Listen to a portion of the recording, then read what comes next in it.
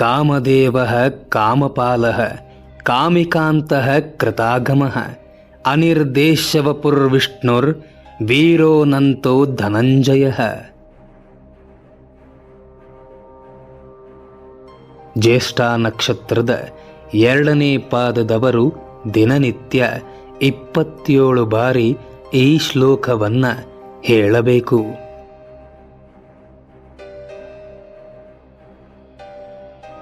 ಇದರ ಅರ್ಥ, ನಮ್ಮೊಳಗಿದ್ದು ವಿವಿಧ ರೂಪದ ಬಯಕೆಗಳನ್ನು ಪ್ರಚೋದಿಸಿ ಕಾಮನೆಗಳನ್ನ ಈಡೇರಿಸಿ ಆನಂದವನ್ನ ಕೊಡುವವನಾದ, ಒಳ್ಳೆಯ ಕಾಮನೆಗಳನ್ನ ಕೊಡುವವನಾದ, ಜ್ಞಾನಾನಂದಗಳಿಂದ ತುಂಬಿದ ಪರಿಪೂರ್ಣ ಸೌಂದರ್ಯಮೂರ್ತಿ, ವೇದ ಪುರಾಣಗಳನ್ನು ಶ್ರುತಿ ಸ್ತುತಿಗಳನ್ನು ನೀಡಿದವನಾದ, ಗರುಡ ಪ್ರಾಣದೇವರನ್ನು ನಿಯಂತ್ರಿಸುವವನಾದ, ಅರ್ಜುನನಲ್ಲಿ ಸನ್ನಿಹಿತವಾಗಿ ಅವನನ್ನು ಧನಂಜಯನಾಗಿ ಮಾಡಿದ ಆ ಭಗವಾನ್ ಮಹಾವಿಷ್ಣುವಿಗೆ ನಮಸ್ಕರಿಸುತ್ತಿದ್ದೇನೆ, ನನ್ನನ್ನು ರಕ್ಷಿಸು ಎಂದು ಬೇಡಿಕೊಳ್ಳುವುದೇ ಈ ಶ್ಲೋಕ.